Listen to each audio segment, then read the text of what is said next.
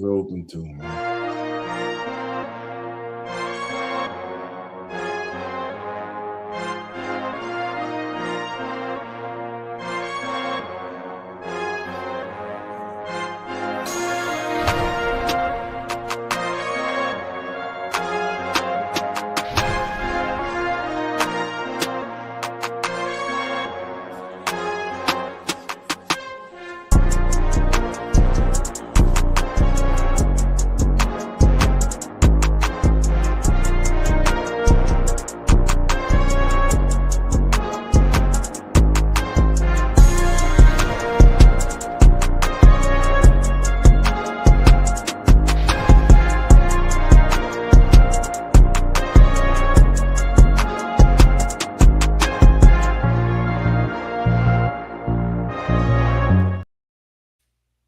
NFL Nation, how you doing? Come on in. Welcome to As the NFL Turns, baby. It's wild card weekend, baby. We are in the building, baby. Thank you all for being here. I'm Dolph Jackson. I'm Carlos Clayton, Uneducated Sports Talk. You already know who it is. It's Cowboy. Let's get it. Let's get it. Let's get it, man. Well, listen, wild card weekend, baby. Like I said, it's here. Today, we're going to break down the matchups. We're going to talk about the exciting games yesterday, two games that went kind of like a lot of people didn't expect. And let me tell you one thing. They should be thanking God, the football gods in the city of Angels, baby, because they escaped yesterday, and that was a great game. And I'm waiting for Coach to come in here because last week Coach said something. He said that, man, the Bears going to be the first team out of the playoff. But, Coach, I'm waiting on you. I need you in the building today, baby, because we got some talking. We got some reckoning today, baby. We got some reckoning to talk about today, baby. But, Yes, man, let's get into today's matchups, man. And let's start no other than in the AFC, Buffalo taking on Jacksonville. And in this game here, man, it now starts. There are no excuses in my book. I don't care. I don't want to hear nothing about defense, lacking defense. If you that guy, you elevate your team. You elevate your team on both sides of the ball. You got MVPs. You made divisional round appearance. You made one AFC appearance, championship game appearance. It's time to kick the door win, baby. I'm talking about Josh Allen and the Buffalo Bills taking on the Jacksonville Jaguars. And by the way, this ain't going to be easy. And I ain't even going to give you my prediction yet. Because I want to hear Carlos. I want to hear from Cowboy. Coach, bring your ass in here. I'm waiting on you. I want to hear from everybody in the chat, baby. Hey, don't run now. Don't run down, baby. Don't run now. I want to hear from everybody in the chat, baby. So let's get it, man. Carlos, I'm going to start with you, man. What are you looking when you analyze this game today between Jacksonville and Buffalo for the Bills to be victorious today? What do they have to do? And then, Cowboy, the question to you is opposite. What do the Jaguars need to do to come out with a W today? Well, first of all, for the Bills, they got their defense. They had to limit the big play from Jacksonville. Liam Cohen has done such a great job of getting his players in the right spots to be wide open, right? The Bills' secondary has had an issue all year of giving up the big play. Jacksonville's been very phenomenal. Mind you, the last 9 of the last 10 games, they scored 25-plus points, and their offense is clicking at the right moment. And this feels like Bills cannot bend but don't break type. You know what I'm saying? They got to keep them in check. Keep him in check and make sure you allow Josh Allen to do what Josh Allen does. If not, if it is tit for tat, this Jaguars offense has a lot more pieces on deck than the Buffalo Bills offense. There is a way to, Josh Allen is the only option for the Bills, honestly, and James Cook got to get going. But you think the Jaguars are going to allow James Cook to get going? I think they're going to axe, hey, Josh Allen, you beat us, because James Cook, who is the leading rusher of the NFL, he won the rushing title. And congrats to him on that. But I think the Jaguars are not going to allow Cooks to beat them. They say, you know what, we wanted to put it on Josh Allen, and Josh Allen has got to be that guy. Like you said, it don't matter what the defense is doing. You have got to be that guy, because in a playoff now, can you imagine if I told you, hey, in the playoffs, no Patrick Mahomes, no Lamar Jackson, no Joe Burrow, but Josh Allen's in here, you would say, oh yeah, Bills, Super Bowl, right? It's not that cut and dry anymore. We have these young teams coming in with these defenses that are just dangerous, and Josh Allen has to perform against the Jaguars. In my opinion, if they can find a way to beat the Jaguars, they can probably go all the way, because they're taking on opponents that have limited, so say, offenses. But at the same time, I don't know, man. If I'm Jackson, if I'm Buffalo, I'm worried about this game because of the momentum that Jacksonville poses over the last 2.5 months. Down, they've been killing teams, man, and it's in Jacksonville. It's nice weather, so there is no snow or cold that's going to just keep offenses limited in this game. And I think Jaguars possess more offense, but the Bills want to get in. Josh Allen's got to be that guy. So I think Josh Allen's going to have to be that guy, and he will be that guy. But I give my prediction later on. Yeah. Okay, Cowboy, Jacksonville. Hey, I don't, man. I don't think I'm gonna have to disagree with you on that one, Carlos. You saying the Bills don't have to worry about what the Jacksonville Jaguars defense is doing? I think they better worry about what Jacksonville Jaguars are doing on defense. You talk about a defense that has went up to number 1 in the league right now, allowing just 85.6 yards a game, and they haven't allowed a 100-yard rusher during their whole regular season. I don't think that's going to change anywhere in the playoffs, because I think these guys are on a beam right now. But I got to ask everybody, you guys and the people in the chat, how many of you have picked the Jags to even be at this point? I mean, nobody expected the Jags with the many changes that they've had, but they did have a few pieces come in. But the many changes that they had to even be at this point. But Trevor he's playing lights out. He's taking over the Superman title from Josh Allen. Yeah, and Josh Allen has a lot of, and the Bills has a lot of playoff experience, but they have to consider what the Jaguars are doing on both offense and defense. The offense is playing lights out. They just have to keep doing what they're doing. They have won 8 straight. So I just have to think that they have to just keep doing what they're doing. Don't change nothing. Don't second guess Josh Allen. Don't try to figure out what the Buffalo Bills are going to try to do. They just have to keep playing their game and just remain steadfast in their game plan, because their game plan has worked thus far. Nothing has changed. The only thing they have to worry about is whether or not Josh Allen finds his come out of his playoff rut. Because right about now, the Bills, quiet as kept, they have the road curse. They don't win very well, or don't win on the road. Let's just put it like that. It's a hard time for them to win on the road if they win. So they have to consider what the Jaguars are doing on both offense and defense. Jaguars, keep Josh Bay running. That's it. Keep him running. Make him make indecisive plays, unbecoming of what Josh Allen likes to do. Right. Well, speaking to Josh Allen, he did some self-scouting this week, and he says, while it was a new practice to his postseason preparation from previous seasons, he said it helped him understand that the film is never as bad or as good as he thinks, and that he should trust himself and his teammates around him. So he went on to say that just trusting Reeves, trusting his feet, trusting his eyes and his teammates. Josh said, I think that's what it kind of comes down to as we get into the playoffs. It was a very helpful exercise to do. So he kind of changed his regimen on getting ready for the playoffs, and he feels it will make a difference. And reading that quote there from Josh, one thing sticks out to me. He says, trust himself and his teammates around him.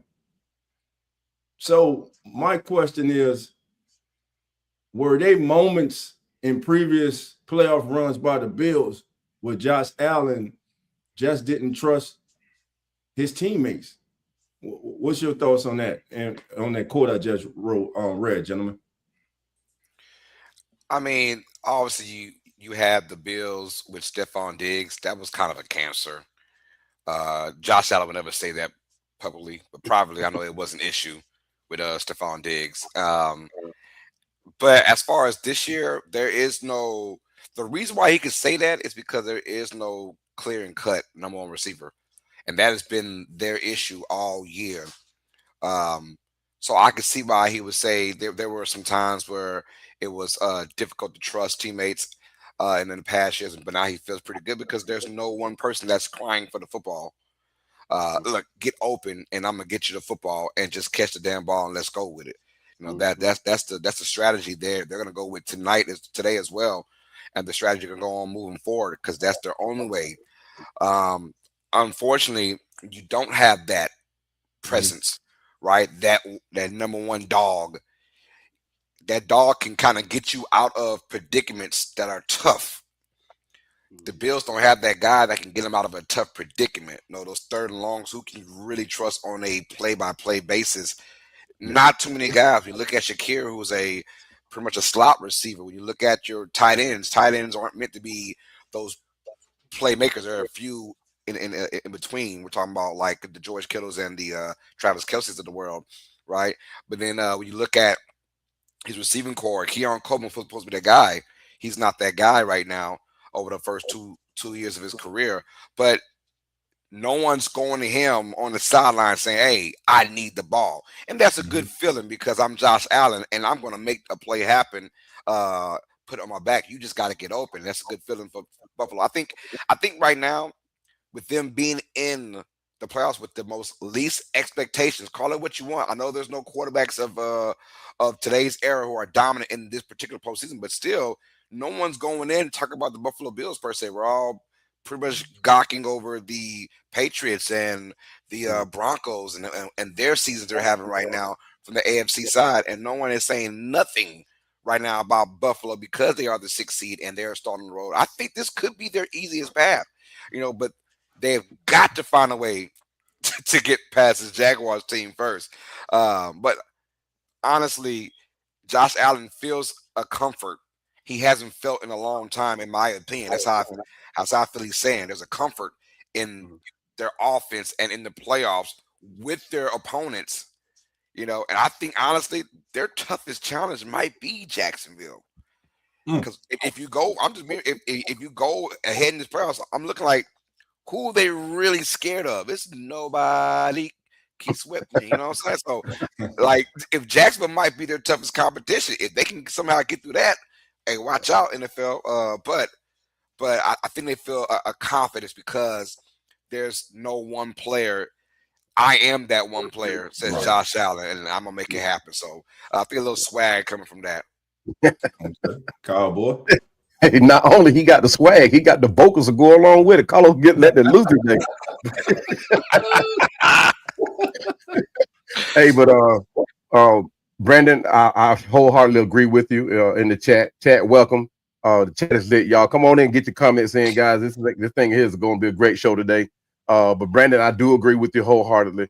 And Carlos, you spot on, man. I mean, the Bills just overthink it. I mean, this is the same team that was in contention, not just last year, but the year prior. So, like I said, they got a massive amount of playoff experience. So they just overthinking it. And not only are they overthinking it, right?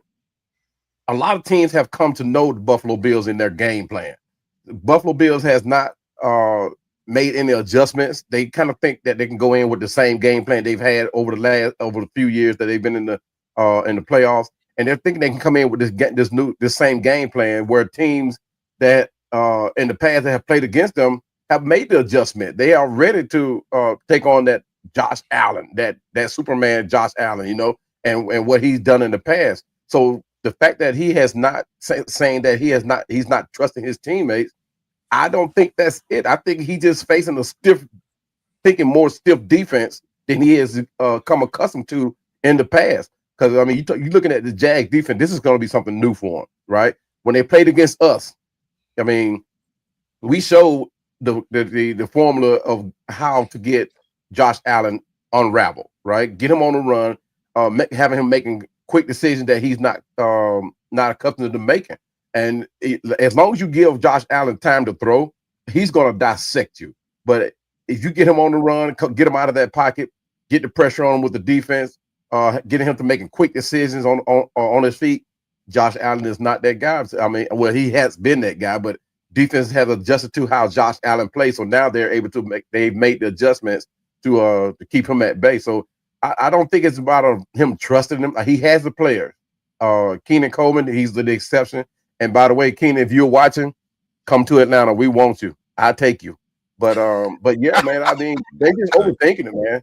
They just overthinking it, and they just have to go get to that game plan and adjust to stiffer defense because people are dialed in on Josh Allen right now. Well, it only took 6 minutes for this man here to make a Falcon turn into something about the Falcon. Boy, I tell you, I knew it. We couldn't even get 10 minutes into the show, man. Hey man, what do you mean? You already recruited. The man got a whole playoff game today, man. Like we showed you, and Keon Coleman. Look, we'll take you. Man. If he's watching, I'm letting him know. If he's watching, I'm letting him know, man. I'm advocating for him. Come to Atlanta. We want you. We'll get you happy, brother. Happy with the money. That's about it. Now, Mr. Sweat, I like this. He said, I think this is the hardest game for Buffalo because the Jags are nearly impossible to predict on defense. It's tough to predict, but I have Jags 35-32 only because their secondary is sneaky good. Great assessment. Do you guys agree with that? I think that's a good assessment right there. I agree. Look, young and talented across the board, man. Yeah, they are. I mean, across the board. I mean, talk about the D-line and we're talking about Josh Allen. What about Josh Hines Allen, right? Yeah. We haven't talked about him yet in the Jaguars defense. He put the hyphen just to get away from the Josh Allen comparisons, right? But anyway, he's been a beast, man. Matter of fact, broke the franchise record for most sacks in team history. But that being said, the Jaguars defense is phenomenal, man. And I like what they're doing. And what they've done is they know how to play with a lead, what a lot of teams don't. We're going to talk about that Packers game and Bears game later on, but a lot of teams can't play with a lead. The Jaguars have shown all year. Once they get that lead, as of late, they're not letting it go because that young defense is swarming. They know how to game tackle, and there's no one person that's just like they're all in unison at the right time. It feels good to be a Jaguars fan now for those Jaguar fans out there because your team is playing on a high level, and they're showing it, right? Going towards the end of the year, they're playing the best. I mean, when they went into Denver and smacked them up, you knew something was up. Yeah. Go by. Yeah. So my bad, y'all parents at the same time. But they went in there and smacked the Broncos. So you gotta like what this feeling from the Jaguars right now because they're looking good. That's why I said this could be the toughest challenge for Buffalo. And I agree with old buddy Mr. Sweat. Yeah, I agree. This is the challenge for the Buffalo Bills because the Jaguars are solid across the board. Yeah. Right. When you look at their offense, when you look at their defense, special teams, Cam Little can bust it from 72 if need be. I mean, you know what I'm saying? So, I mean, across the board, they are as solid of a team right now. Can Buffalo go into Jacksonville? We'll see. And we'll see about that. No, this is true. I agree with this solid stat, 2682. Kincaid needs to stay healthy for Allen. He is Allen's best weapon. That's what I have believed for a while, that Dalton Kincaid is the best weapon for Josh Allen. In fact, Josh Allen's numbers go up when Dalton Kincaid is on the field. Kincaid is going to have to play a major role in this game today. He's going to have to be that safety blanket for Josh Allen. He's going to have to come up with those big catches on third down. He's going to have to be his one-on-one matchups with the safeties and the linebackers.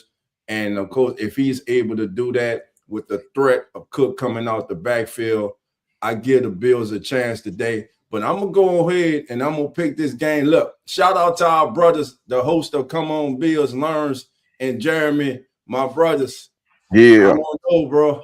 I got a bad feeling about this one today. And Carlos, 2 weeks ago, man, Cowboy Carlos and everybody family in the chat, when Jacksonville went to Denver and they won that game at Denver, and they came back the following week, and I'm getting it was against the Colts. And I sat up here and I said it was a trap game. In my mind, it was a trap game for them because they were coming off, to me, in a franchise defining win, to me, which had announced to the rest of the AFC and the NFL, like, hey, we are for real, and y'all better take us for real.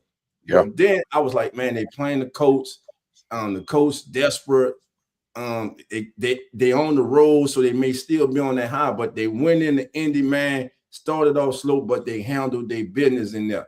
This team is playing really good football. I believe Trevor Lawrence is playing some of the best football of his career.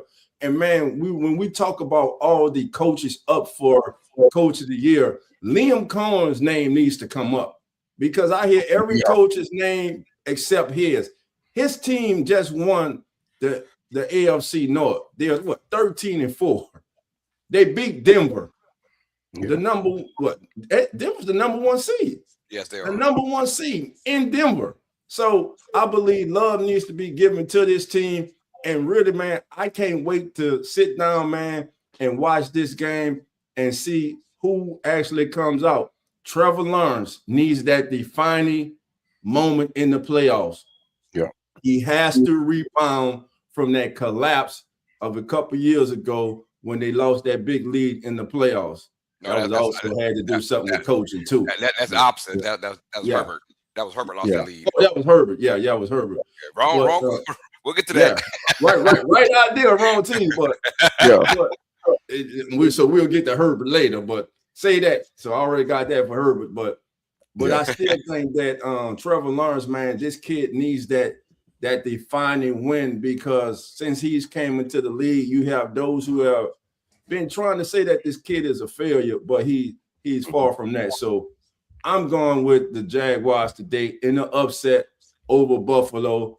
And if this does happen, will there be a new coach in Buffalo? No, I don't know about that one. I don't know about that. But I'm going to piggyback off of Belo. His comment, he said that they exposed Denver. They are good, but not there yet. The Jags are dangerous.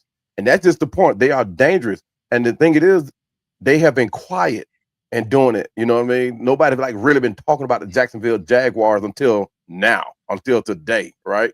So, but Lawrence, Dolph, that you brought up, Lawrence has been clinical. I mean, you talking about during the Jacksonville wins, 12 touchdowns and only 1 interception. He keeps that up, guys. Any defense is going to is in for a long day. Career high of 67.8 on the pass block from his offensive line. That is awesome. I mean, they win most of their blocking assignments. And you talking about giving a pocket to a quarterback. You give a pocket like that to any quarterback, they're going to be successful, guys. And you talking about he's up against the number one pass defense. So it's going to be real critical that offensive line steps up and give Trevor that pocket that he's been given all season long.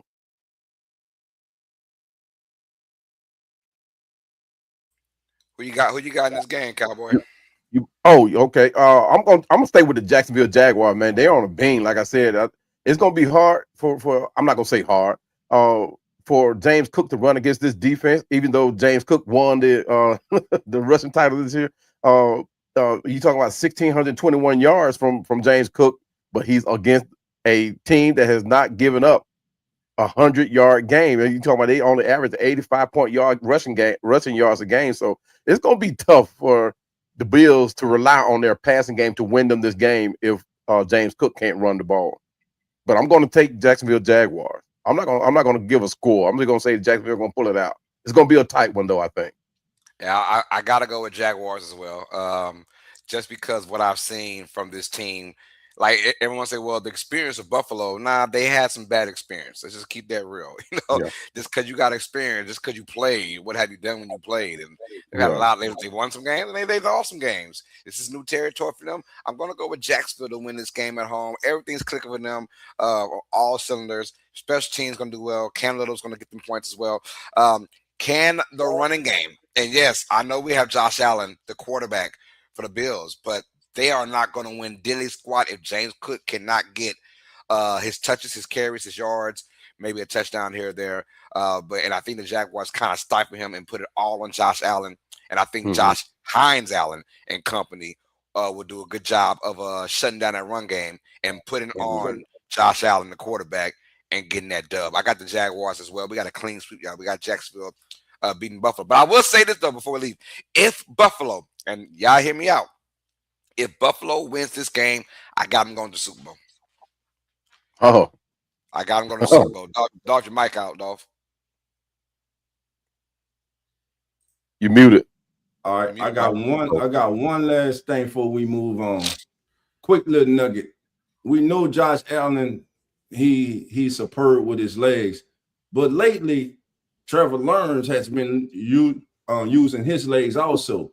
In his last 10 games, he's rushed the ball at least 5 times a game for 24 yards, but he has 7 touchdowns in that time. And by the way, the Bills have allowed 6.7 yards per carry to quarterbacks.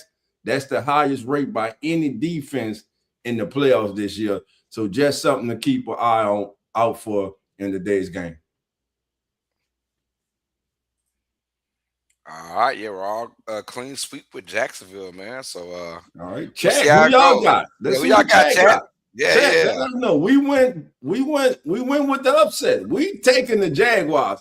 Chad, who you? I know 2 people right now ain't really happy with us right now. Brandon Tillman says 23-21 Buffalo. For sure. I know we got some more picks earlier in the chat, but yeah. Please let us know who's going to win this match, y'all. Bills or Jaguars. The winner goes to the divisional round. Oh, we got Bilo says I'm taking the Jags. Okay, Bilo. I'm not a Buffalo fan, but I'm Ravens fan. Okay. Let's get it. Give us a score. Give us a score. Y'all ain't in it. Y'all just like us at home. So give us a score. It's all love, man. But ain't no love, Brad. They got mess with us, baby. Let us know who's gonna win, y'all. Jaguars and Bills. And give a score too, y'all. Give a prediction. Young City say I got the Jags. All right, Young City Night War in the building. Yeah. Let's get I think everybody rolling with the team that has the most momentum going into the playoffs here. And I mean, it's a thing. It's a thing, right? Momentum is real. Momentum is real, right? The thing is, how many? If you have to look at each team, the thing you may have to consider is like who has the most negatives going against them, as opposed to who has the most positives. You know, so I don't know. And to me, man, like you said, them Bills, they just rely on their on their passing game, or going to have to rely on their passing game against this defense. I don't know, because the defense is not going to give up a whole lot, I don't think. So this game, it's pretty much, tit for tat. We're gonna find out, man. It's a 50-50 joint because of the experience from Buffalo and because of the way the Jaguars have ended the season on a nice run. So this will be probably the best game. Man. Look, without sweep in the chat, only one person in the chat so far picked the Bills, and that's Samuel. Samuel, you a lone wolf, so put a wolf emoji in the chat, baby, because you a lone wolf, baby, because everybody going with the Jaguars. All right, Carlos. Let's get it, man. Our next game on the docket, y'all, from the NFC side of things, the number 6 San Francisco 49ers take on the number 3 Philadelphia Eagles. In this matchup, the winner will go to the divisional round. But we got a lot to talk about. How did the Eagles get the 3 seed when they could have had the 2 seed? San Francisco with that bad loss week 18 to Seattle, which solidifies Seattle be number 1 overall seed in the NFC. And San Francisco got to drop down to the 6th seed when it's all said and done. This matchup, we have San Francisco's offense. Besides week 18, they're the most dominant offense over the last 2 months. And then the Philadelphia Eagles defense. And we know how bad their offense is, but that defense has always been there in Philadelphia from day one. We're going to find out, who do you have more faith in? The opposite, right? San Francisco defense or the Eagles offense? Dolph, start off with you. I'm rolling with the Bay, baby. I'm going to tell you why. Remember that championship game when Brock Purdy was injured, baby, and he couldn't play and the Niners were eliminated? You got a healthy Brock Purdy today, baby. You got a healthy Christian McCaffrey today, baby. Brock Purdy will make atonement, baby. Today, he is injury-free.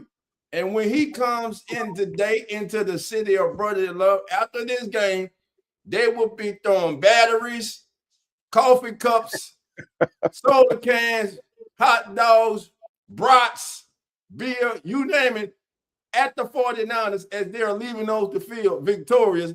49ers win today because of Brock Purdy. I got that 49ers offense today. Yeah. And I like Quinyon Mitchell. I really do. I think he's one of the best young toners in the league. He's excellent, but I just got a feeling, man, them Niners today, baby. Yeah. I think the injury is going to be playing more of an impact on this game than anything. I mean, they're still without what's his name? Their linebacker, star linebacker, Fred Warner and Nick Bosa, and then recently lost the guy who stepped in to become the untold superstar, Tatum Bethune, and and that's a lot to lose on a defense, right? So now you're talking about Trent Williams, Ricky Pearsall, and the Eagles. They lost some guys, but they mainly lost to Kobe Dean. But you talking about some guys that are critical in game time play. So, but I'm with you, Dolph. I'm gonna take the 49ers on this one. I think a healthy McCaffrey beats up on a healthy Saquon Barkley. Saquon Barkley, his thing is he can't remain consistent with holding that football. He has to hold the football. I don't care if it's a pass or it's a run.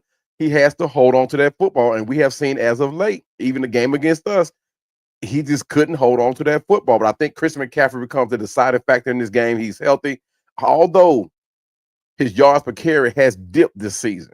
But it's what the 49ers does with Christian that makes the difference in this game here. I think Philadelphia has that defense. They just don't have enough defense to step up and stop the Christian McCaffrey that we know today.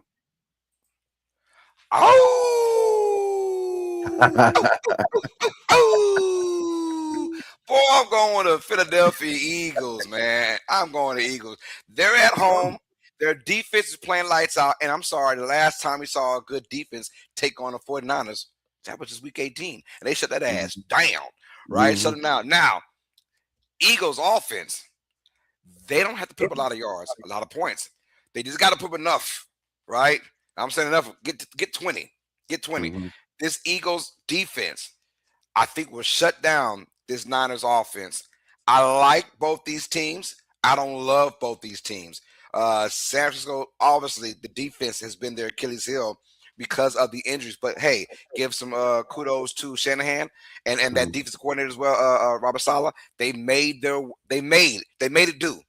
No matter what, next man up mentality, they got that. No Fred Warner, no Bosa. I mean, they've been depleted on defense, but they found ways to keep it grinding. But when they play really good competition on the other defensive side, that's when they kind of like have failed. And Seattle, I'm not saying that Seattle exposed the 49ers, but I'll tell you what, the Eagles saw that gameplay, the game tape.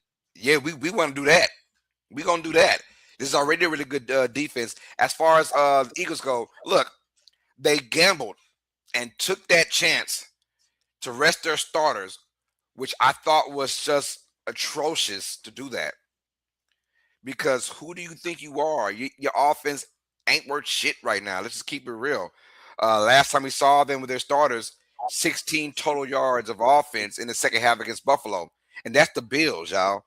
So can their offense do just enough? Because their defense is going to put a hat in the hat. We know that already. Their defense is going to be all over Brock Purdy and company, and you got to stop CMC. But CMC, the only thing about CMC is he is really good about getting 5 to 8 yards. But for some reason, he's never hitting it for 30 anymore. Them games are getting 20 and 30 and 40 are done. That means the Niners have to dink and dunk their way to scores. They tried to against Seattle. It just did not work. I think the Eagles take that same blueprint because let's not get it twisted. San Francisco wanted to win that game.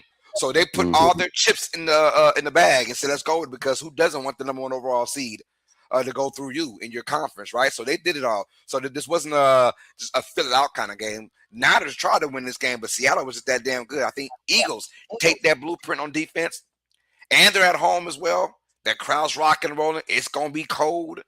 It's gonna be a little chilly out there, I imagine, in Pennsylvania, and that could slow down that Niners offense a tad bit. Give me Philadelphia to win this game. I'm gonna go with a low scoring game.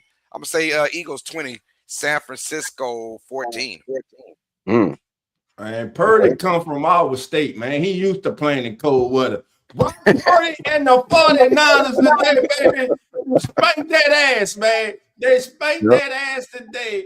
I'm telling you, I don't hear nothing about no cold, a little bit of nothing. All right, Seattle last week, they did their thing. That's all right. Shanahan and went back to the drawing board, baby. They done draw a little something up for the Eagles, man. And let's not act like this Eagles defense has been the Eagles defense that we saw dominate the Chiefs in last year's Super Bowl, because they haven't.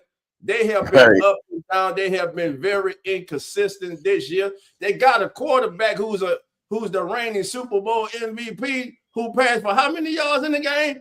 How many? Less than 30 in the game. Damn it, he didn't complete a pass in the second half in the game. I am not trusting this damn team, man. Give me the 49ers, and if you're an Eagle fan, I really don't give a damn. Fly, Eagle fly. 49ers go shoot y'all ass out the sky. Let's go, baby. Let them hear it then, dog. Let them hear it then. And that's the big question, right? Can the 49ers defense hold up, though? That's the big question. But you talking about as many pieces as the 49ers are missing on defense, they have still been able to play against these offenses like they haven't lost anybody. Yet they're still bottom of the league in the defense, but still, hey, they're still able to hold up enough to win games. That's what counts. Man, and speaking what of game tomorrow, Darius? Did they win that game? What game? Huh? I was reading the comment. He said, "Did they win that game?" I'm saying, "What game?" Yeah, who are you talking about? Let us know what game you're talking about. But to speak about what you were saying with the Fred Warner effect, man, the 49ers defense has allowed 7.9 yards per attempt on play action passes. That's that's when Warner has been off the field. When he was on the field and healthy, they were giving up 5.5 yards per attempt. So you can see that, like you say, they do miss Fred Warner. But here's the thing. If they're successful this week and next week and make it to the NFC Championship game, guess who's back? Fred Warner has a real chance to be ready for the NFC Championship game.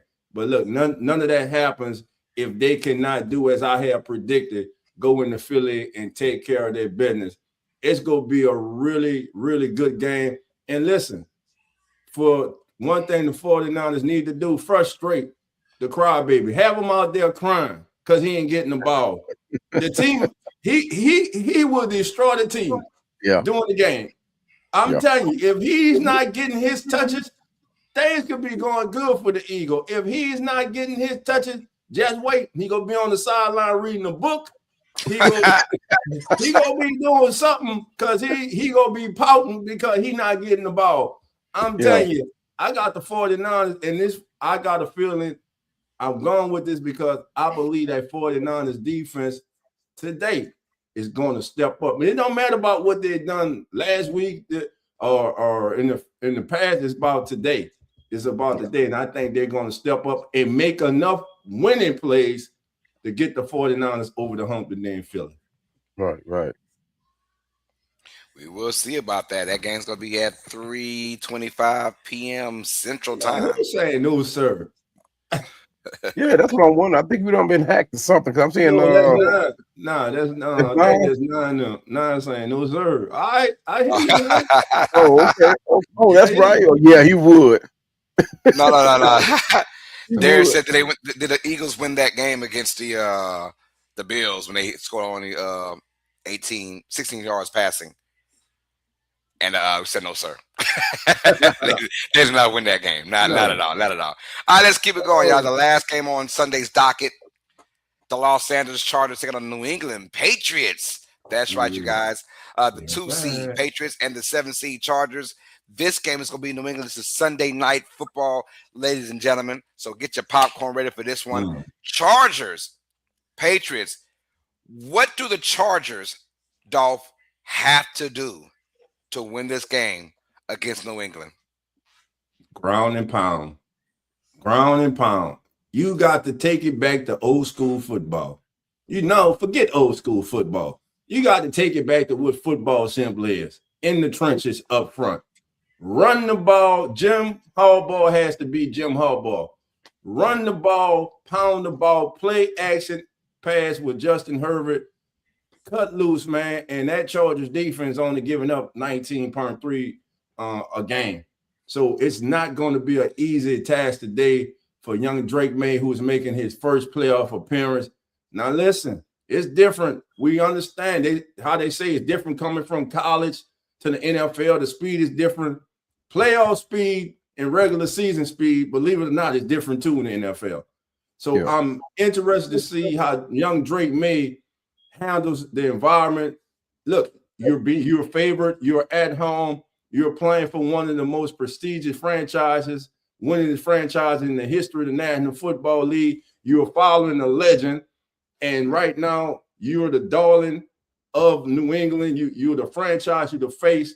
And now you go into the playoffs. This is where superstars are made. Will he be able to give a superstar performance today against the Chargers? I think everything I said, and I'm actually going with the Patriots because I just don't think Harbaugh is going to run the ball. I think he's going to try to put the ball in Herbert's hand. And to me, if you take away what's the slot receiver? His name slips my mind right now. The young receiver, McConkey. If you take him away, who else can he go to that he can trust? Yeah. That's my thing with the Chargers. So for them to win, they're gonna have to run the ball, and I just don't think they'll have enough success running the ball to keep the Patriots honest. So I'm going to go with the Patriots in this one. I'm loving this matchup. The styles, they're kind of similar. Run mentality, and then run that ball first, play action, and then get your young quarterbacks, rocking and rolling off of that. Who's going to need that more? Obviously, the Chargers. The Patriots have gotten lucky all season long. Only 3 games all year they played against teams above 500, right? And now their 4th game, they're probably playing against the worst team that's above 500, in my opinion. Yeah. The Chargers, so the Patriots got lucky in that as well, in my opinion, taking on probably the worst team that's above 500 because of their ineptitude on offense. They got nothing going on offense, right? Nothing. Yeah. Even their running game, Marlon Hampton, who is still he's still going to play, but there's some questions about his health coming into this matchup, right? Then you got Quentin Johnson, right? He's done much better, obviously, this year than the last couple of years, but is he going to be that guy that can take it over the top? McConkey, we know about him, who had a great season last year, but this year he's kind of, in between. This Chargers offense is blah. They're bland. They're I mean, even Keenan Allen, he's getting old. Nothing wrong about that, but they're just blah. They're just getting by. That defense has done them wonders this year. Can they make this game close? Yes. Will they win this game? No. I'm going New England to win this game, and I'm going to go – I think New England pulls away in the 4th quarter. Give me the Patriots 31, Chargers 21. I'm going with New England to win this game. All right. Yeah, man, I'm surprised y'all didn't give this one a blowout, really. Wow. I'm yeah, but the Chargers are just, like you said, the worst team above 500. And Herbert has been like the most pressured quarterback this season with 54 sacks. Their standout tight end has been gone. Their 2 guards have been playing hurt. And I think the communication will be tested early coming into this game. I think New England will go after Herbert a whole game with even with the guys they have on the bench. They're gonna test this guy and see how far he can go and how long he can go. But their strategy is going to be simple. New England has a 61% stunt rate, so they love to come after you on 3rd down. And don't think that Vrabel, who's the defensive minded that he is, he loves taking chances too. So expect New England to attack the Chargers replacements because I mean it's going to be across that offensive line where they get tested at. But I mean, you talking about their standout tackles they're both coming back. Rather, let's put it like that. And the guards that have been playing hurt all season, it's going to be strange to see how they are able to pull this together and protect Herbert, who's also been like not playing like his best, right? But Jim Harbaugh is a different thing. He hits anything that moves. He's not that guy that relies on one player. So he's the type of guy that changes it up, mixes it up. But their defense, 5th in yards allowed. So I mean, you talking about a run game that could prosper in this, and that's what New England has. So, but they're gonna have to lean on some guys to step up. It's not gonna be just one guy having to look forward to make plays. They're gonna have to look for guys to step up. And I'm going with you guys. I'm with New England on this one as well. Harbaugh has his hands full. Justin Abrams has his hand even more full. So it's gonna be nice to see. I say nice. It's not gonna be nice for Justin Abrams, but it's gonna be something to look forward to how they figure this game out. I got it going 31-17 Chargers, and like you said, they're gonna pull away in the fourth. I mean, not Chargers, New England, and they're gonna pull away in the fourth quarter. I'm just asking myself, what do the Chargers do well on offense? They don't do anything quite well on offense. The Patriots, Mike Vrabel and company, they're going to exploit that in their defense, right? You don't do anything well, fine. We're going to show the whole entire world why you don't do anything well. You know, and I like this Patriots defense going to this game. Like I said, and Dolphins don't want to hear about the cold weather. That makes a difference.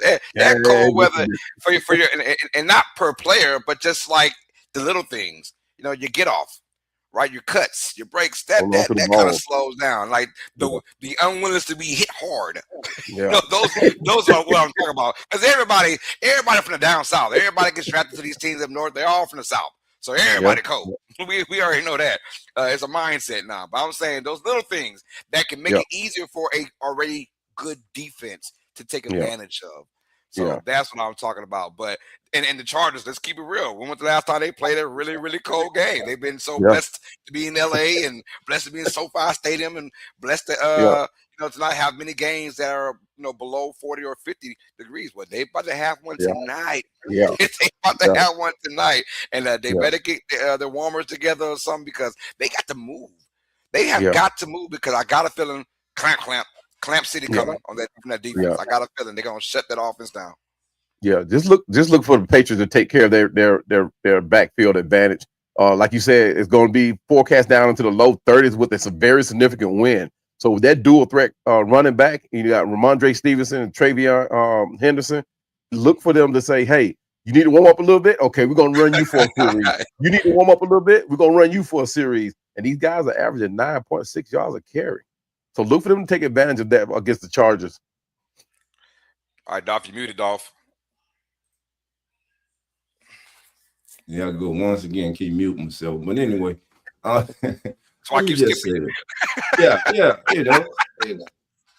you know what I'm gonna say. Anyway, man.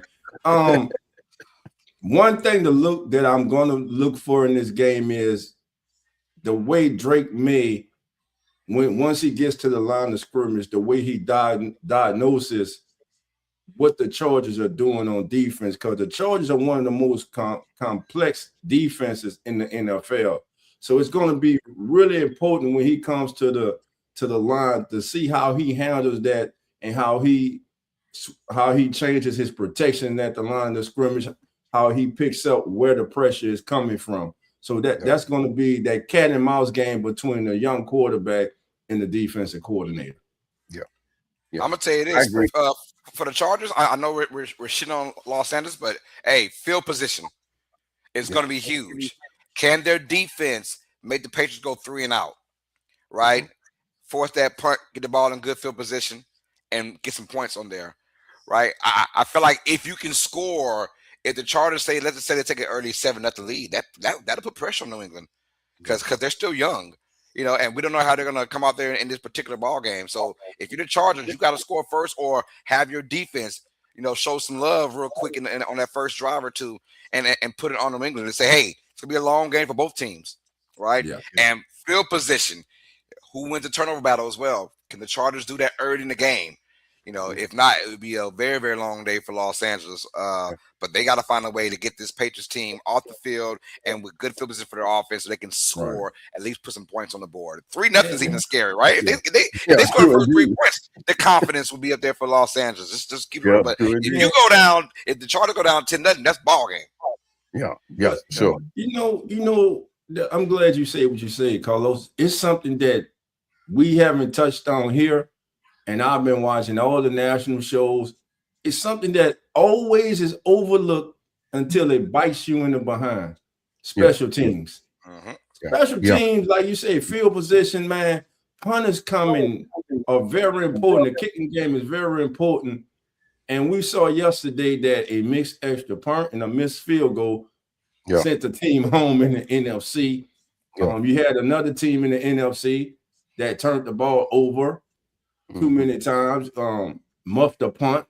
So special teams, family, special teams could be the difference in a game like this. Well, like we were saying, for a team that is challenged at scoring and winning a shootout as the Chargers are, special teams could be that X factor for them to get them over the hump. So special teams is something I think we all need to pay attention to in all these games this wild card weekend. Right. Yeah, true indeed. And that's not getting twisted either.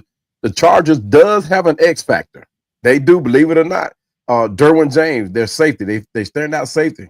He can't confuse Drake May. He can't get out there and disguise some coverages. And the Chargers could either find a way to stay close because of the defense, but can one man make the difference? Can one man be the wrecking crew that has Drake May second guessing his throws, or have Vrabel second guessing his game plan? Who knows? Right. But Derwin James has his hands full back there. It's gonna be cold. As we know right now, we all got the Patriots winning this matchup. We'll see how it goes Sunday Night Football. And now to my favorite game of the week of Wild Card Weekend / Monday Night Football. Monday Night Football. The number 5 Houston Texans take on the AFC North champions, the number 4 Pittsburgh Steelers. Y'all, these two teams are going to clash Monday night. And now welcome back DK. I'm gonna knock your ass out, Metcalf. Welcome back him. He's now part of the office yet again for Aaron Rodgers. Much needed too, because if they would have lost a game, he would have been the scapegoat like a mug. Oh my goodness. I can hear it now from Pittsburgh, not only Mike Tomlin, but also DK as well. But that being said, Texans, Steelers, start with you, Cowboy. What are you feeling in this game? Who has the upper hand between these two teams? The Steelers escaped one last week. They really did. It came down to a field goal, and I think the Steelers really escaped one. I like Tomlin, but a lot of people saying that he may have lost it a little bit. He may have lost a step. I don't know, but Tomlin has remained steadfast in his career at Pittsburgh, and it's hard to go against him. But Houston has been hot. They have been that unsung team that nobody has penciled in as winning a championship game. But I'm gonna have to stay with the Steelers, man. I'm gonna have to stay with the consistent one, Tom. I'm gonna have to stay with him, man. The Pittsburgh Steelers, Mike Tomlin, he's been getting it done over there, field goal or not, close game or not. He's been getting it done over in Pittsburgh. So I'm going to stay with him. Aaron Rodgers is proving that he's not as old as people may think. He is a good thinking quarterback. So I'm going to have to stay with the Pittsburgh Steelers. I can't give a score on this one. I really can't. It's going to be a close one. It may come down to one of those games like it was last week. But like I said, I still got to stay with them Pittsburgh Steelers. And I agree, man. I mean, as much as this is going to be a tight matchup, and this is going to go either way. If this game were in Houston, I would for sure said Houston. But this game is in Pittsburgh, and it's a reason why you go get an Aaron Rodgers. I mean, about time, right? And I'm saying like he's in his 40s, but someone like an Aaron Rodgers. They've been dealing with the Mason Rudolphs and the Kenny Pickett's for too long now. And it tells you the mentality. Even in that Ravens game, I think Mason Rudolph or Kenny Pickett or whoever else, they don't win that game. Aaron Rodgers, with the malfunction of the helmet and all that going on, he still found a way to win that game. And they did it without DK Metcalf. Yeah. the mentality of Houston, I'm loving it, right? My only concern is their offense. Can they score enough points? This game is going to be close. This game will be in the fourth quarter. I can almost guarantee of all the games that are happening Sunday and Monday, this Monday Night Football game is going to be the closest game. And there is no clear-cut winner because both these teams, I like this Texas team because their defense can go on the road and at home and play lights out, right? Pittsburgh, not that good of an offense, but for some reason, they've got that small it factor. And I just got a feeling that Pittsburgh is going to find a way at the end to win this game. I'm going to go with the Steelers 20-17 over the Texans. But I feel like if Houston can win this game, watch out. About how they do. But boy, I mean, both these teams can win it. And my gut feeling is telling me Pittsburgh at the end is going to find a way to win this game because they somehow slow down Stroud in that offense, they're not the cream de la creme anyways, as they would say it, right? They've had their own issues on offense. And I feel like Pittsburgh's going to find a way to win this game very, very close. I'm going to go 20-17 Pittsburgh, game-winning field goal. About you, dog. Well, Danielle Hunter and Anderson, that pass rush for the Texans is going to be really key. And Danielle Hunter had a message for his guys. He said, it's simple. Go rush, go have fun, and don't overthink it. And quite frankly, if they go out there and they play their brand of defense, which this season has been superb, I believe Houston can walk away with a dub in this game. If they are able to force Aaron Rodgers off schedule, they can win this game. For Pittsburgh, it's simple. They have to control the pace and they have to avoid those costly turnovers. If they are unable to do that, that stadium will become quiet. No, it won't become quiet. It will get loud because they will be booing and they will be saying same old thing. And they will be saying, what? Fire Tomlin. It's time for him to go. So Houston, I believe Houston goes in today and they do not win because I'm with you, Carlos. I don't trust their offense. And most importantly, I don't trust C.J. Stroud. And it hurts me to say that because he's one of my favorite young quarterbacks. I don't trust him here in the postseason, man. I just don't. I like Daniel Hunter. I love Daniel Hunter. I actually wanted him here in Atlanta. But here's the thing that I guess when he made that comment that he did not consider, and this game is going to come down between these two quarterbacks, right? The veteran savvy quarterback of Aaron Rodgers, and then the up and rising C.J. Stroud. But the one stat that he didn't consider when he said that the Steelers have won 23 straight home games on Monday Night Football. God dang. The Texans, the Texans are 0. And you mentioned the road game, right? The Texans are 0-6 all time in road playoff games. So, but could that change tonight? I mean, Monday night? Who knows? But those are stats that you really have to consider. Like I said, the veteran play of the Pittsburgh Steelers, you got the veteran head coach, the veteran quarterback. You're talking about the two that can put their heads together and win just about any game. So, I'm staying with the Steelers. It's going to be a good game, though. Well, we got a clean sweep. I do not think we'll have a clean sweep with that game. But, yeah, that is one thing, though. Yeah. You need to get the offensive tackle / tight end on your he playing today. He playing Monday, right? Washington is back, right? I believe he's back, right? He had a broken forearm or something like that. Good God Almighty! Man. But man, wrap it up, man. Yeah, wrap it up. Yeah, if he is playing, I mean, kudos to him because they're gonna need his blocking for sure. Yeah, that's all I wanted to say. We move on. That's all I want to say. It's not as simple as wrapping it up now. You can wrap it up, but if you still feel that pain, that impact, it's something different. Man, we know they shoot them up for pain, man. For sure. But after the game, it's a different story. You know, a whole lot of ibuprofen. Right. I think it's a little stronger than ibuprofen, but we know what you're saying. Brian said, "Trust me, I've seen this too many times. They can have a good record, but the underdog will always come back and bite them." Yeah. All right, we shall see. All Speaking right, about y'all. an underdog, let's get to it, man. Carlos, man, Yeah. take it over, man. We talk about this one, man. Hey, boy, if you thought like myself that Saturday might be the weakest slate of football, boy, were you wrong, including myself.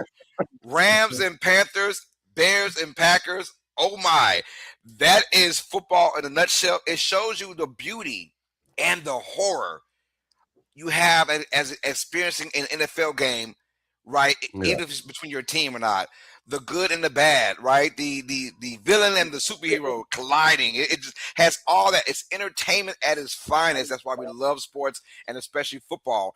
And these two games embodied what sports really are in a nutshell, man.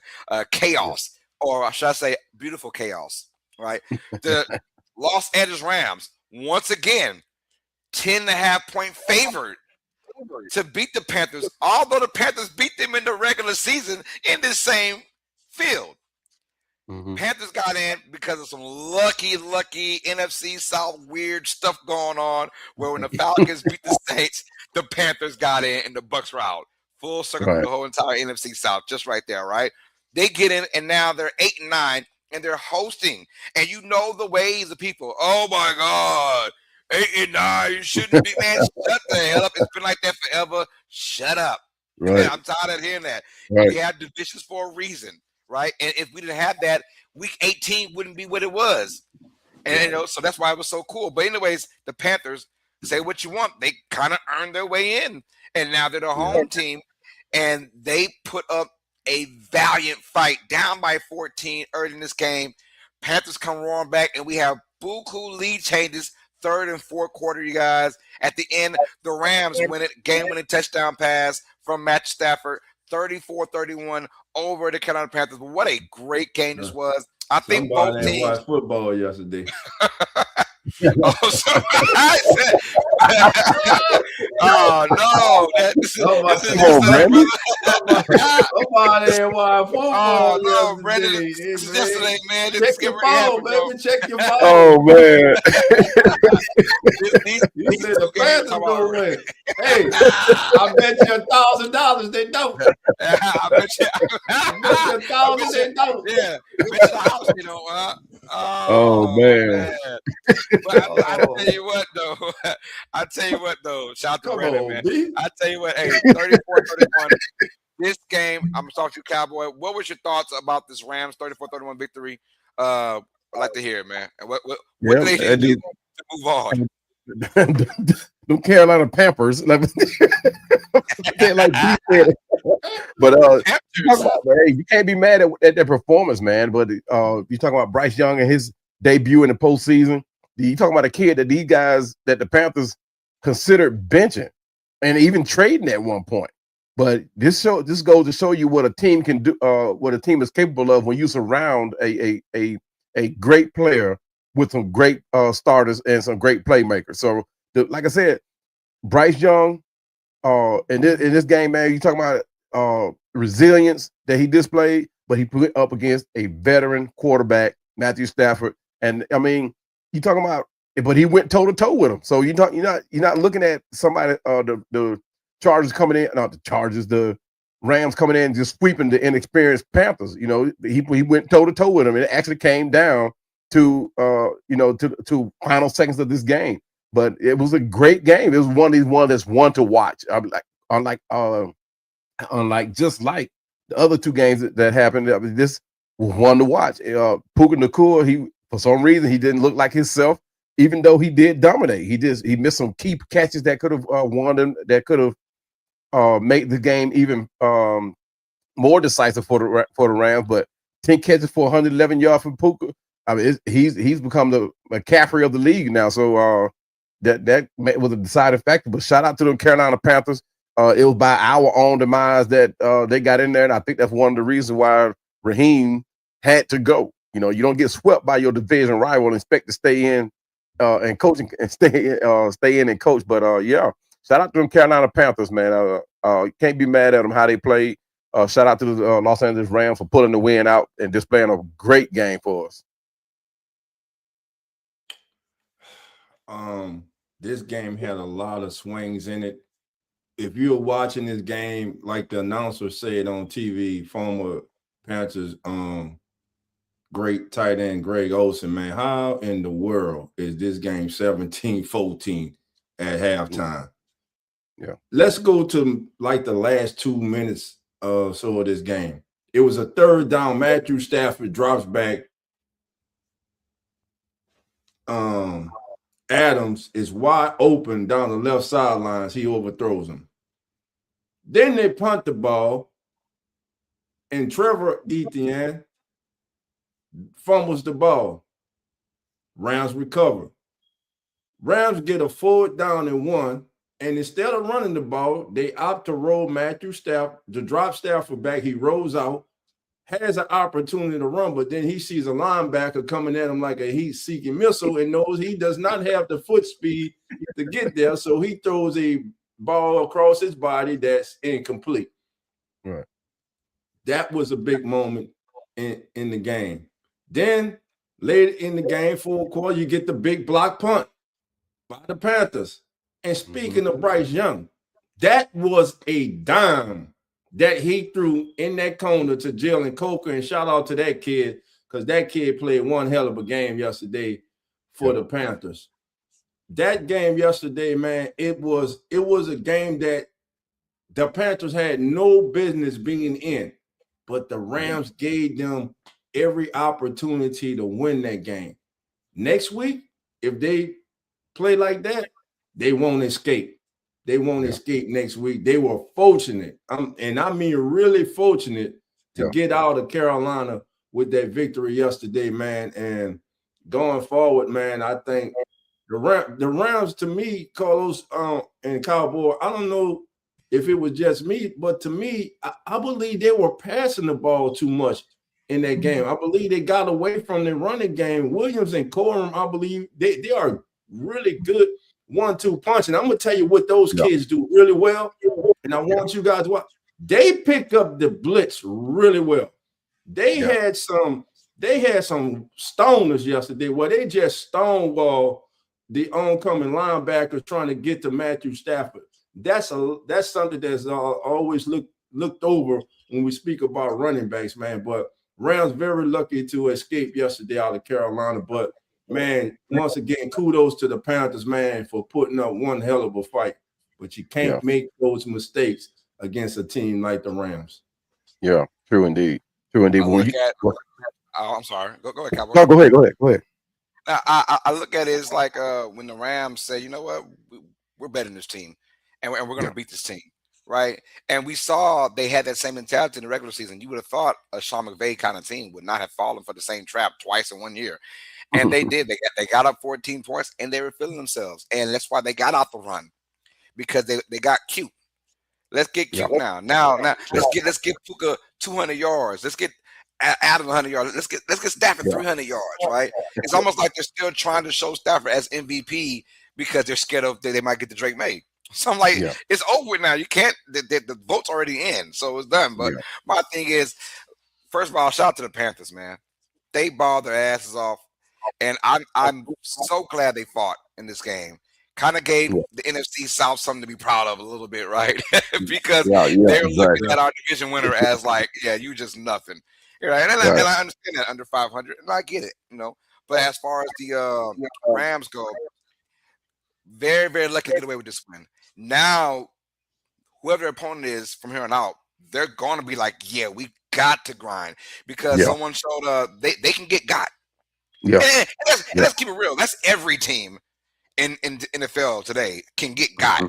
The Rams showed that, like, we're vulnerable like everybody else is. And myself, I'm picking the Rams to go to the Super Bowl, right? But I'm like, you can get got at any time. A lot of these teams aren't going to play with you like that. The Panthers just don't have the talent. But when you let the team with no talent have the confidence in today's NFL, anyone could beat anybody. And the Rams did that. So shame on them, because Sean McVay was talking that talk like our team is ready to dominate. Let's rock and roll. You thought there'd be like weather issues with rain and all that. That wasn't a factor in today's game. It was heart. From Panthers showed the heart. Rams had the talent. So that's why they won that matchup. Because of the talent. And at the end, the Panthers just couldn't get anybody open the last drive. And they had somebody open. He couldn't catch it. Number 15 got his name. But still, like, they let those guys hang around. You do that against the other teams, they gonna beat you. They gonna beat you. That's for real. They count your lucky stars that the Panthers don't have the kind of talent on the outside, right? The speed from the receiving core to separate from your defense on a play-by-play basis. And that's why they lost that matchup. But give kudos to Carolina because this game could have been over with. Down by 14, they could have packed it in. Their coach did a tremendous job of keeping these guys motivated. And look, saying we're in the playoffs for a reason, and that's what they did, man. They brought Cam Newton out there, keep pounding. He almost broke the damn thing. Matter of fact, his first you saw that, huh? I was put a hole in that thing. I put a hole and said, "Yo, wait a minute." I actually thought he was going to break that thing because people don't realize how big of an individual Cam Newton is, and the way he hit that thing, man, I thought that thing was sure enough. I thought that whole drum was just going to collapse. But actually, if you look at it, that little centerpiece, it looked flat at one point. And it did. On that the first hit. Bah, I thought it went through.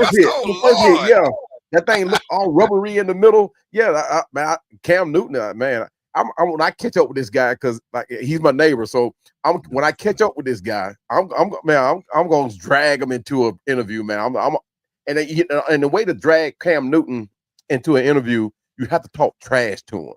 So you can't just go in there and say, hey, Cam, can I get an interview with you? No, I'm talking trash to him because he and I both coach Little League football. So it's one of the things. I'm talking trash to him. I'm going to grab him up and we're going to come into the thing. I know he's a big individual. I might take a butt whooping, but it'll be worth it.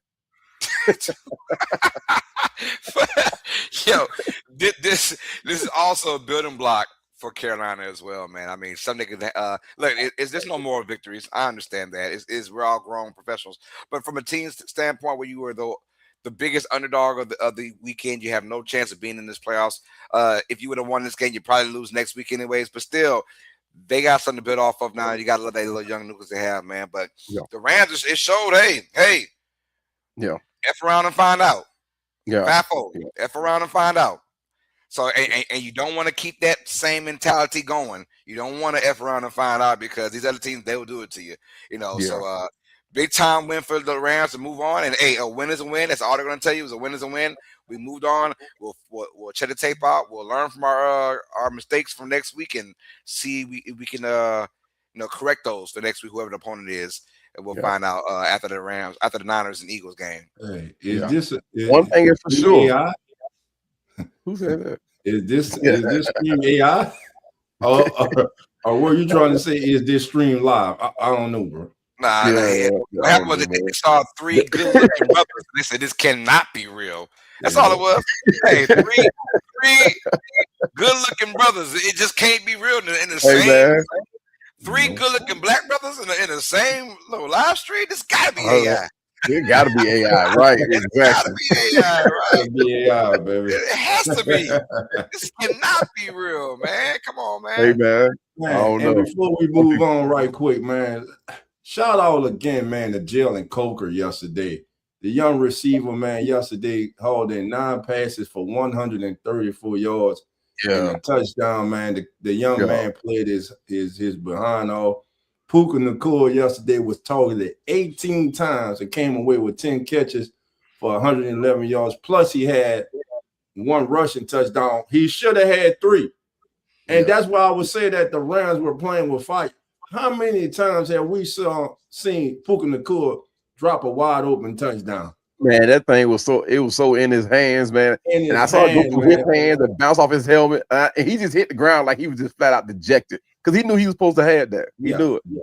And that's what I'm saying. They left. They were unable to close the door on the Panthers. And again, they were fortunate to be moving on next week because if they would have got whooped, it would have been the second biggest upset in wild card history behind when the Seahawks beat the Saints. Yeah. And we should be the ones complaining about that rule, right? And saying, and I'm not complaining. I like the rule. Win your division, get in the playoffs. It's not my fault that you could not win your division, right? So that's why, like when the Saints went 12-4 and we had to take on these 7-9 Seahawks, it's because the Falcons went 13-3. We didn't win our division. So it's simple as that. Win your division, and you want the Rams win your division, and you wouldn't be in the situation to take on 8-9 Panthers.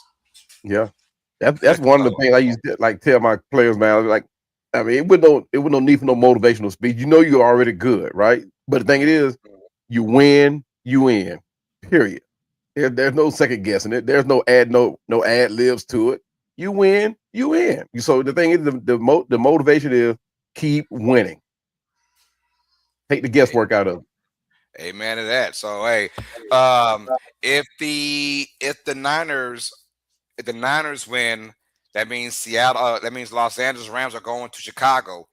If the Eagles win, the Rams are taking on the Seahawks next week. So, regardless, though, we're gonna have some really good matchups for our divisional round. It'll be some really good matchups in that thing, man. So I'm excited for that, man. All right, let's go to the final game in the docket, man, from last night. And this was also a great game. Yeah, coach. He fought for my Chicago Bears at one point. Oh, down, man. it was about by 18 at one point. 21-3. Yeah. All hope was gone. Packers, who I picked to win the game, but shame on Green Bay. I really thought that they have been there, done that experience, right? We talked about that earlier. Experience. The Packers, they were not experienced in that second half. The Chicago Bears comeback victory. They win 31-27. And with that victory, I'm going to start with you, Dolph. What kind of spark is it, not only to get the win, but Caleb Williams, the way they put it on him? Caleb Williams, baby. Caleb magic, baby. That boy was magic last night in the fourth quarter. He was the best quarterback on the field. And I'm telling you right now, he's the most exciting quarterback in the NFC, baby. Y'all better be careful. Last night, hey coach, last night, baby, you were sitting there rubbing your hand because you love you some Joy Love. But every year during the playoff, we always got to play that song for you. Love don't live here anymore because Love is out the playoffs once again. Once again, he comes up short. Once again, he comes up small. I don't give a damn about his numbers. And let me just say this about Caleb Williams. This kid is supremely talented. Gentlemen, everyone in the chat, did y'all see this young man roll to the left? Cock the ball behind his head. Unable to step into the throw or put any kind of weight. He couldn't even get his hips into the throw. It was all arm and shoulder. And this kid threw a damn dime over 3 defenders right into the receiver's hand. Caleb Williams is special. And what makes him even more special is his ability to stay alive, keep players alive when things break down. I'm telling you, this Bears team, they're scary. And Colston Loveland is on the verge of being a star. That young tight end he's going to be a star next year. I'm telling you, he's one of the tight ends that you're going to have to reckon with. You're going to have to game plan each and every single week. That Bears defense, listen, I know what they gave up yesterday, man, but they made plays when they needed to, man. Congratulations to the Bears, man. And for Green Bay, you have to feel absolutely dejected. Now, I know I was saying fun. I asked a question earlier about a coaching change in Buffalo. What about in Green Bay? Now, before y'all say I'm crazy, Adam Schefter was speaking about that this morning. When Adam Schefter speaks about that, you know he's heard something from his sources. So is there a chance that there's a head coach change in Green Bay? Because let's not make no mistake about it. He's come up short in the playoffs. The Packers have come up short in the playoffs. What's your thoughts about that? Well, this game here is one of those games where people can actually stick their foot in their mouth about Caleb Williams, right? Because everybody at the beginning of the season was like, Caleb Williams wasn't that guy. Even last season, they were like, he was not that guy. He's not the guy for Chicago. Even Chicago fans were booing this kid. But patience won out this for Caleb Williams. The win marked Chicago's first playoff victory since 2010, right? And it cemented him coming into the playoffs. So the thing is about Caleb Williams is it was like he said before it was after he drafted. He said, and I don't know, I'm not going to say if I can quote him, but he said he deserved everything he gets, and he deserves it because I mean, people came after this kid, but you talking about people that didn't want him here in Chicago. And I'm excuse me, I'm not going to lie and say I watched the game last night, but the highlights that I saw was showed Caleb Williams and his tenacity to win, the will to win. And that would ultimately won him this game. Like, it wasn't like I'm out here to prove against you guys that I can play the game. He's out here to show, hey, I'm the guy for Chicago. And he's been showing that all season, hence the reason why they're still in the playoffs. Yeah. I want to show some love to this Packers and Bears rivalry. I mean, they played 3 games in about a 6-week period, and they were all phenomenal. I always say, no matter what, we can talk about Falcons and Saints of recent, and we can talk about Steelers and Ravens. I think still the all-time greatest rivalry is Bears versus Packers, just because of the longevity of it. Yeah. And if you continue to have these kind of games from here on out, Love versus Williams for the next 10 years, sign me up with these 2 teams. Michael Parsons coming back next year as well, but. Let me tell you something about Caleb Williams, and I agree with everything you said, Dolph. This was pretty much a history-changing win, in my opinion, because when you get to Ben Johnson, there's always that good head coach with that good quarterback putting together, like you said, Caleb magic can happen, right? And that's why he was the number 1 overall pick. That's why his first year at USC, we were saying, that guy's number 1 overall pick. That guy's the best quarterback in the draft. And we're finally seeing that now. You give him a team around him. Now, I'll tell you what, can they go far? They got lucky because their game on defense is turnovers. Turnovers. And they couldn't quite get the turnover, but they still won. Yeah. And that means it went on your offense to continue scoring. And that is what we hadn't seen all year to that degree. Because they're the comeback kings, we know about that. But down 18 in the playoffs to the Packers, who are just killing it on offense in that first half. Shout out to Chicago, man. That was a huge win, and that can mean a lot more, not only for this year and these playoffs, because they'll have home field again next week. Shout out to the Eagles for not playing their starters. This game is going to be in Chicago next week, no matter who is going to be their opponent-wise. So they'll have that kind of energy again with this team.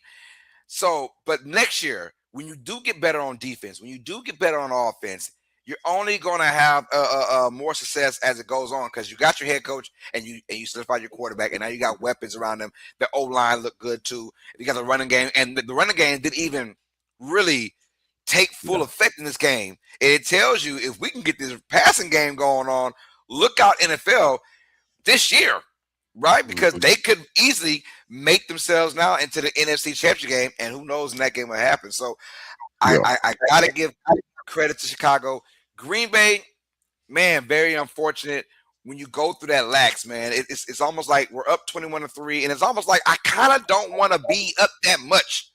Early in the game. No one ever wants to be that, because you is a tendency to just to relax. Get relaxed, Yeah, you get relaxed real quick, and you don't want to have that. It's almost like I would rather be up like a touchdown, maybe even 10 points, but 18 points going into halftime. You're in the locker room. You're all high five. Everyone's happy, right? The only ones mad are coaches, because they have to be mad, right? You gotta find something. But as humans, you're like, yo, this game is easy. We got in the bag, and then you go out there your first possession, you go 3 and out. All right, and Chicago comes in and get a field goal. Well, I mean, it wasn't much as 3 points, but the confidence boosters, little things like that happen all the time. Yeah. But Green Bay, as far as you go, Matt LaFleur, another year, another time being short, and this isn't the Buffalo Bills situation where they were sorry for so damn long. Right. And now they got great, and now they're not winning though. So it's kind of easier to move on from your coach. The Packers have a successful history. Yeah. Matt LaFleur wasn't the first Packer head coach to have success. They've all done it. It feels like. So if you're not bringing in Lombardi's championships, what are we doing then? Because this game solidified who the Packers really are. Without Micah Parsons, we saw that they just give up yards after yards after yards, and unfortunately, he might bite the bullet. I mean, I want to see him come back one more year, but I wouldn't be really scratching my head if they let him go, because the Packers have had success everywhere they go, no matter who the coach tell them is. So Jordan Love, can they get them a number one receiver? And I know they got Matthew Golden, but I don't think he's a number one receiver still. I just don't like his size. I don't know. We'll see how that goes. Yeah, he hit 2. So I mean, they haven't found. They got a bunch of 2s and 3s at the receiver position. Yeah, they're good. Yeah, they're good, but who can really make it? Who's your Puka Nacua? When I need a play, right? We saw them drop key passes. Jalen Reed dropped the pass. We saw Dobbs dropping passes. That team when it was crunch time, the receivers yet again could not build up to it. And obviously the Bears did a good job of not even the Bears, the Packers did a good job of getting their running game out the way. Yeah. Got Josh Jacobs. You got him there for a reason. Yep. That man, when they had the football, I know he's battling an injury, so I can understand it. But if he's in the game, use his ass. And they not run him nearly enough in that second half to lose an 18-point lead. That means you're not running the ball enough, in my opinion. And shout out to the Bears, though. And their game management, man. His game management of the clock in that second half, man. I mean, you start a 4-minute offense, man. You're passing the ball instead of running the ball, forcing them to have to use all their timeouts. You're leaving them with timeouts. You call a timeout and you come back on the field and you have a delay of game. I mean, their clock management, man, was just awful yesterday down the stretch. So there are a number of things to look at, man. Yeah, that's what I'm saying. Absolute dumb. That delay of game after a timeout was dumb as hell. You're right. That was dumb as hell. How the hell you get a delay of game after you just can't? And what was funny is Love was trying to call back-to-back timeouts, and you can't call back-to-back timeouts. You can't. Nope, you can't. In the NFL. That's not allowed. So, man, that was on coaching, man. That was poor communication by everybody on the sideline. So you had to look into all that. And for Coach, I'm calling you out because you ain't here, because you were talking that shit last week. So Caleb Williams had a quote for Coach and all the haters out there after the game. Caleb said, baby, we're here and we're going to be here for a while, be in a bunch of games and be in these moments and come out victorious. Take that. Coach Rock, the game has changed with your head. Take that. Caleb Williams, 361 yards and 2 touchdowns, baby. Yeah, he had 2 INTs, but he's so damn talented he made up for it, baby. Yeah. It's hard to look at a stat that's shout out to the Bears. The Bears. Yeah, I'm gonna say this. I'm not ashamed. I said it. Hell, partly of it last year. This is the best Bears quarterback in history of Chicago. Easily. And someone was like, someone had to kind of question me, like, are you sure? Just 3? Wait a minute. Yeah, no, this is the best Bears in history. In history. Better than the infamous Jim McMahon. Yes, sir. Yes, sir. He was scared by the one of the greatest. Oh my goodness. Yes, one sir. of the most overrated quarterbacks. Overrated. Anybody could have won the championship with that defense. You say overrated, but the man won. You can't. That's why Mike Dick cursed him out every week. Listen. The best You cannot dispute winning. You cannot dispute winning. You can say what you want about the man, about the individual, but you can't dispute winning. The man won. He won. Trent Dilfer won as well. Nobody give a damn about Trent Dilfer. Well, Trent Dilfer was. Dilfer was better than McMahon. You know what I'm saying? What's his name? Notice I went. Johnson. He won one too. Nobody give a damn about him. Brad Johnson. But look, notice I said Jim McMahon and not Trent Dilfer, right? So it's totally different. McMahon was like, I'm good, y'all. That he was carried by one of the greatest defenses in the entire world. He still won. Kudos to you. I got you on that. As far as quarterback play, easily, he's already the best quarterback in Bears history. I'm not ashamed to say that already. Year 3, by a landslide. Landslide. The talent. Caleb definitely can put his name in history with the Chicago Bears. He can cement himself in the NFL as being one of the best too. But it's hard to overlook a stat when you got a quarterback that you're playing against that threw for 323 yards and 4 touchdowns and lose a game, right? That means both quarterbacks have to play outstanding for somebody to edge out that win. And Caleb Williams was that guy. He went on to pull this thing out. And the thing what I like about Caleb too, he's not easily rattled. You know what I mean? Most quarterbacks you see get to the point where, they start looking for answers, especially when they're down. They start looking for answers that don't know where to turn. Caleb Williams seemed like he was well in his zone. He was well within his aura. I mean, whatever you want to call it. But he was never rattled. I didn't see it. I like the fact that he makes other folks accountable. There was a play with Luther Burden. Luther Burden ran the wrong route. You could tell, and Caleb Williams let him know. He's fiery on the sideline. Or hey, you ran that route wrong. Don't do that again. Pretty much, something like that. I gotta go back and watch the whole game because all I did was watch the highlight. He was animated on the sideline, and I hadn't seen that often, but I'm glad I saw it because he's like, it tells you he wants to win. He wants to win. And the only way you animate like that is if you really, really, really want to win that bad. And I like where this Bears offense went because the running game, which is going to be the reason why they can win a Super Bowl, is a running game.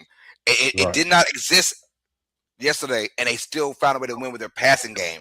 That only gives the entire offense more confidence because we know we can run that football with the best of them with our dynamic tandem, right? So It's a good sight if you're a Chicago fan, man. As cocky as those son of guns are, man, they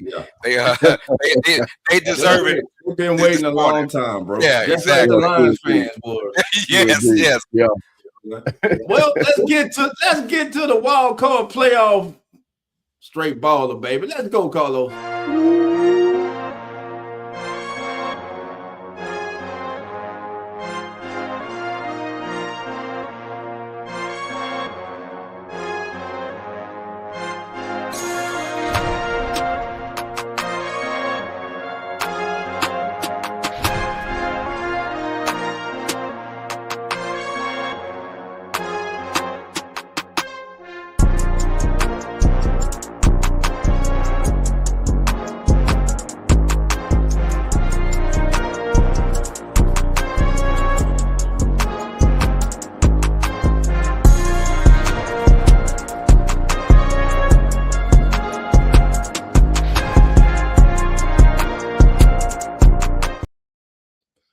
Carlos, give me the music, baby.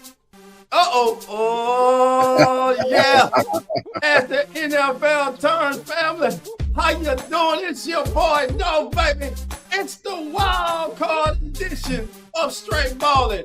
Well, I didn't have a lot of options this week to scour across the nation, baby. So, dog, where you going? I know you're all like, let's see what dog going today. Well, baby, I'm going to the Sunshine State, baby. That's right. My straight baller today will be on the field. It is not a quarterback, baby. It is a guy who a lot of people have forgotten about. You have forgotten how talented he is. You have forgotten how explosive he is.